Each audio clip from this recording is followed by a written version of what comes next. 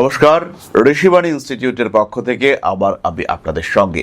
মেষ রাশি বা লগ্নের মানুষ জুলাই মাসে কোন কোন দিকে সাবধান থাকবেন?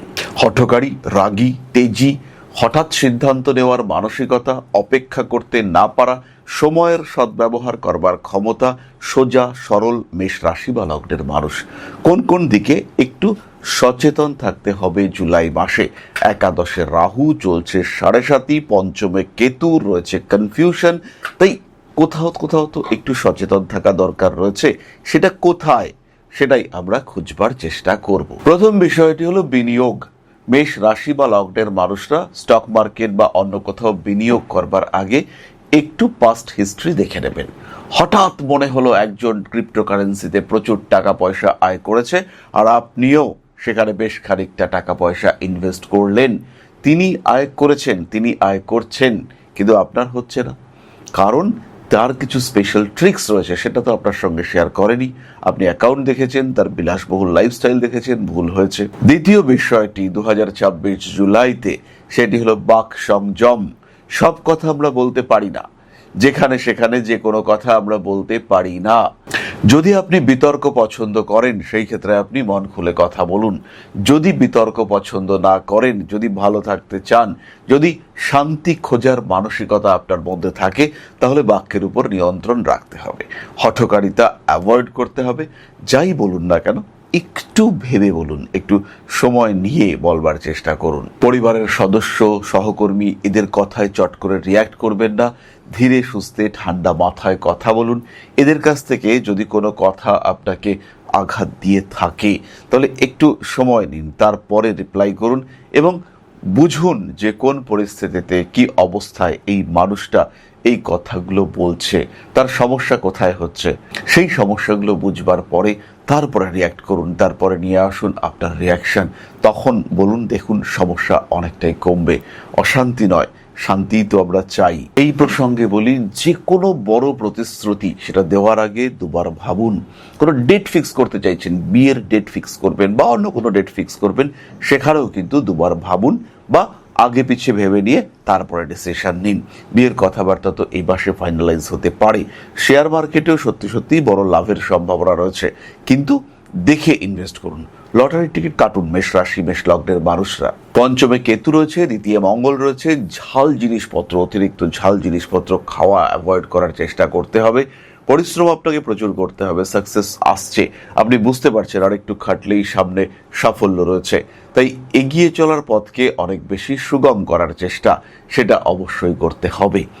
মানসিক দিক থেকে অল্প বিস্তর চাপ সৃষ্টি হতে পারে, সেটাকে কন্ট্রোল আপনাকেই করতে হবে। আরেকটি বিষয় খেয়াল রাখতে হবে মেষকে, মেষ দায়িত্ব নিতে ভালোবাসে।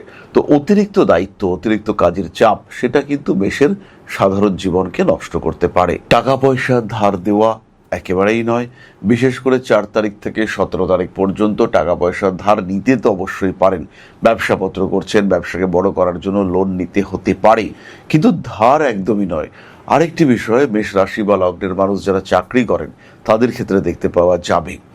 ধরুন আপনি কোনো একটা জায়গা থেকে লোন নিলেন, এরই মধ্যে আপনার পাশের মানুষরা, আপনার কলিগরা, তারা জানতে পারলেন যে অমুকে লোন নিয়েছে, তার কাছে এখন বেশ খানিকটা টাকা পয়সা আছে। তাদের মধ্যে আপনার কাছ থেকে টাকা ধার নেওয়ার একটা প্রবণতা তৈরি হবে যে তোমার কাছে তো টাকা পয়সা আছে, কিছুটা ধার দাও, 1 সপ্তাহের মধ্যে, 2 সপ্তাহের মধ্যে, সামনের মাসে দিয়ে দেব। যদি এই টাকা আপনি ধার দিয়েছেন, তাহলে কিন্তু আপনি সমস্যার মধ্যে পড়তে পারেন। ধার দিতে পারেন, ধার দেওয়াতে কোনো দোষ নেই, কিন্তু সেই টাকা ফেরত পাবেন না, এটা ভেবে আপনি যত খুশি ধার দিতে পারেন। আরও একটি বিষয় বলবো, সম্পর্কের গোপনীয়তা বজায় রাখতে হবে। আপনার জীবনে একজন মানুষ এসছেন, হয়তো একজন টিচার এসছেন, সেই টিচার আপনাকে ভীষণভাবে সাপোর্ট করছেন এবং আপনাকে প্রপার ওয়েতে গাইড করছেন। আপনাকে বলেছেন যে তুমি আমার কাছে কয়েকটা দিন এক্সট্রা এসো, সেই দিনগুলোতে আমি তোমাকে কিছু বাড়তি পড়িয়ে দেবো। আপনি কারোর কাছে জ্যোতিষ শিখছেন, জ্যোতিষের শিক্ষক আপনাকে বললেন তুমি এই সময় এসো, আমি তোমাকে একটু বাড়তি পড়িয়ে দেবো। আপনি সম্ভাবনাময় ছাত্র এবং আপনাকে দেখে এই শিক্ষকের ভীষণ ভালো লেগেছে, তিনি আপনাকে গাইড করতে চাইছেন, পার্সোনালি তিনি আপনাকে টাইম দিতে চাইছেন। এই ব্যাপারটা, এই ধরনের কোনো ব্যাপার যদি তৈরি হয়, সেটা কিন্তু কারোর সাথে শেয়ার করা যাবে না। কোনো একটা বিশেষ সোর্স থেকে টাকা পয়সা আসবে, যতক্ষণ না আসছে সেটাকে ওপেন করা কিন্তু যাবে না। গোপনীয়তা বজায় রাখা এটা আপনার জন্য ভীষণ পজিটিভ। কথাবার্তার মধ্যে মোটামুটি সংযম বজায় রাখুন, ঝগড়া অশান্তিগুলো এড়িয়ে চলুন। বিশেষ করে বাড়ির মধ্যে স্বামী স্ত্রী বা সঙ্গের মানুষজন, তাদের সঙ্গে ঝগড়াঝাটি এড়িয়ে চলুন, এটা আপনার জন্য ভীষণ ভীষণ পজিটিভ। এরই সঙ্গে সঙ্গে আরেকটি বিষয় বলবো, এই সময় উচ্চ বিদ্যার ক্ষেত্রে অল্প বিস্তর ডাইভারশন দেখতে পাওয়া যাবে। ডিসিশন মেকিং এর ক্ষেত্রে কিছু সমস্যা সৃষ্টি হতে পারে, এটা খেয়াল রাখতে হবে এবং সেই বুঝে ডিসিশন নিতে হবে। একটু দূরের চিন্তা ভাবনা এটা করা আপনার জন্য ভীষণ পজিটিভ। এই সময় না বুঝে কোনো কোর্সে পার্টিসিপেট করা আপনার জন্য ঠিকঠাক হবে না। এই ক্ষেত্রে অবশ্যই কোর্স সম্পর্কে দেখুন আর রিভিউ চেক করুন। অনলাইনে যাই কিনুন না কেন, তার আগে একবার রিভিউটা দেখে নিন। যদি আপনি রিভিউ না দেখে কেনেন, সেই ক্ষেত্রে ঠকে যাওয়ার, প্রতারিত হওয়ার বিরাট সম্ভাবনা রয়েছে। আরেকটি বড় জিনিস হলো অনলাইন কেনাকাটার ক্ষেত্রে সাইজ। কি কিনছেন সেটা কোন সাইজ আসতে চলেছে, সেটা আপনার রিকোয়ারমেন্টের জন্য একদম প্রপার কিনা, এটা বুঝতে হবে। বুঝে তারপরে সিদ্ধান্ত গ্রহণ করুন। তাহলে এবার আমরা চলে আসবো নক্ষত্রের কথায়। মেষ রাশি, অশ্বিনী নক্ষত্র, অতিরিক্ত ভরসা করা অ্যাভয়েড করুন। অশ্বিনী নক্ষত্রের মানুষদের জুলাই মাসে কিছু টাকা পয়সা আসতে পারে, তার জন্য সাহস এটা আপনাকে প্রদর্শন করতে হবে। কোথাও কোথাও কঠিন সিদ্ধান্ত আপনাকে নিতে হবে, কিন্তু সেই সিদ্ধান্ত যেন বিপজ্জনক না হয়। ফিজিক্যাল ডিস্টারবেন্স সেই সিদ্ধান্তের ফলে যেন ক্রিয়েটেড না হয়, এই বিষয়ে কিন্তু আপনাকে খুব সচেতন থাকতে হবে। অশ্বিনী অতিরিক্ত কাজের চাপ অ্যাভয়েড করুন। জোর করে সম্পর্ক বজায় রাখতেই হবে, এই মানসিকতা থেকে বেরিয়ে আসুন। ভালো থাকাটা গুরুত্বপূর্ণ, এটা ফিল করুন। অশ্বিনী নক্ষত্রের মানুষরা, বাড়ি পরিবর্তন করা যেতে পারে এবং বিশেষ কোনো বিদ্যা সম্পর্কে শিক্ষা বা জ্ঞান অর্জন, সেইটা করার এই সময় কিন্তু সুযোগ রয়েছে। তাই এই সময় খেয়াল রাখতে হবে কোন শিক্ষা, কোন বিদ্যা আপনার জন্য পজিটিভ, এটা বুঝে তারপরে আপনার অগ্রসর হওয়া উচিত। জুলাই 2026 ভরণী নক্ষত্রের মানুষদের যে বিরাট সাবধান হতে হবে তা কিন্তু নয়, তবে শরীরের দিকে যত্ন নিতে হবে, কারণ 7.5 চলছে। তার সঙ্গে সঙ্গে কোনো জায়গা থেকে আয় উন্নতি হলে তার সোর্সটা এটা ভালো করে বুঝতে হবে এবং সেই সোর্সটাকে কন্টিনিউয়াসলি মেনটেন করার চেষ্টা করতে হবে। কোনো একটা ব্যবসার সুযোগ আপনি পেয়েছেন, সেই ব্যবসাটা নিজের মতো করে করতে হবে।